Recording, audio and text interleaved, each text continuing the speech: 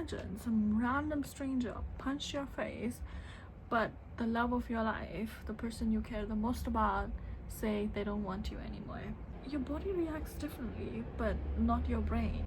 Scientists have discovered societal rejection literally turns off the part of your brain which are activated during the physical pain. If your brain treats heartbreak same as physical injury, why did we not evolve in treating emotional pain as not as serious as emotional pain is? And why did we not evolve to treat emotional self? Imagine you're waiting for a message for 1 minute, for an hour, for 10 hours, and suddenly there's a tightness in your chest. Why am I feeling this way? It's like physical, literal pain. You can't concentrate. Your mind starts replaying the conversation. Where did I go wrong? What did I do wrong? Maybe I wasn't good enough. Yet your whole body is physically affected. This is biology.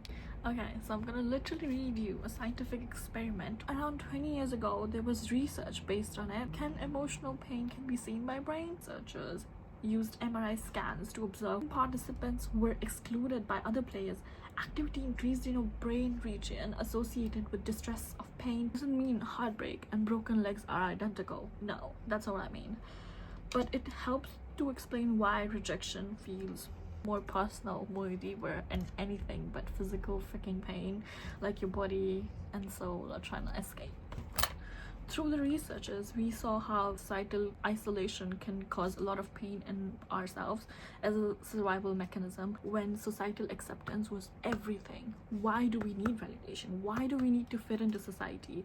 Because there's a sense of us to belong somewhere, to belong to a person, and how we can figure ourselves out and navigate throughout the breakup, because it can take ages till you know the science behind it. When I say years ago, which means no food, no protection, no help, greater risk of dying. So that's how our brain has evolved into a person, for us to accept those social dynamics. Your brain takes it as physical hurt, taking out from society. So that means no food, no acceptance, just no chance of survival. You know what? Your body doesn't know it's just a text. It literally takes it so personally. Today, being left on red is not threatening, but for your nervous system, who doesn't know the difference between smartphone and being rejected, literally. And the physical trait of being in a negative relationship or a place where things get more intense is when your muscle aches, your cortisol rises, tension narrows down to the threat, so you can't think of anything else. So it literally stops you from reaching your own full potential because of you going through something. You know what? Why your brain replays every single text and every single thing in your mind when nobody reaches back to you is because our brain is literally designed to pattern recognize, to learn from its past mistake. So when you're replaying it, you're just trying to replicate it and not do it again. So as much as emotions are attached, the same feelings of living it again comes back, so you reignite all the pain and you just get stuck in the loop. Your brain is literally searching for pattern, possible explanations, not because it enjoys suffering, because it's trying to prevent future losses that could ever again happen. But life is meant to be crazy. It's a roller coaster. You know what's fascinating about it? Researchers has reported that a lot of people who are sensitive and more distressed to physical pain are also to be affected more and impacted more from social rejection. While relationship varies from person to person, it also supports the idea of physical and social pain biologically. But you know what? The loss isn't the proof of your value. The pain isn't the proof of that you lost your worth. It's that your brain deeply cares about that connection. Feeling rejected doesn't mean you're objectively less valuable. It means your brain is just evolved to treat something significantly than other things in life, so it becomes very relevant for you to feel that way. Understanding the difference help you respond with more perspective of assuming every rejection defines you. Any other rejection makes you feel heavy, just understand your brain wasn't designed for the dating app. It wasn't designed for the social media. It was designed to survive a tribe. Sometimes it's using the past survival mechanism to survive modern problems.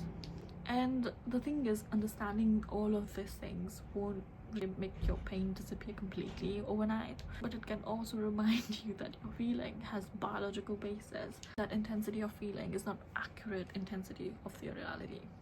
So we just discovered all the scientific facts, we just discovered how brain works and how it has social danger, and it seeks as intensity of feelings of social rejection as the reality of life, and go in the zone of like everybody hates me.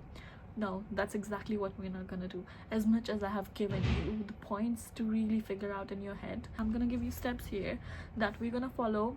So first step we're gonna do, how not to get into those old loops and all trauma, is effectively naming the label, labeling it correctly. When you say nobody loves me, that's the first instinct everybody goes through. I felt so unloved, nobody loves me, everybody hates me. No, it's just that someone didn't choose me. And and using it effectively makes you not take the intensity of the feelings to extreme. That just changes, because brain doesn't know the difference of reality and how you interpret it in your head. It just really translated to reality, but in reality nothing's happening. The sun's there, the sky's as bright as it used to be. It doesn't erase the pain, but it really helps you respond then react to it. Second one, so we find to make so massive decisions of like, I'm gonna do this, I'm not gonna do that, I'm never gonna find love, I'm never gonna find connections. Do not stop yourself from precious life experience ever. Don't do that. This is one life, we live once. You want to go out, and don't make unnecessary decision in that pain window. Just give yourself that time where you don't promise something, or you don't, I mean, obviously if it's a self-growth journey, of course you can. If a heartbreak doesn't have to make you worse and make you fall down. You know why I said that? I never find anyone. These thoughts often reflect your brain's threat response, not objective reality. Just give yourself some time before making major decision or sending emotional messages. Third, regulate your body, regulate your nervous system. When you are with somebody, your dopamine system goes up and down.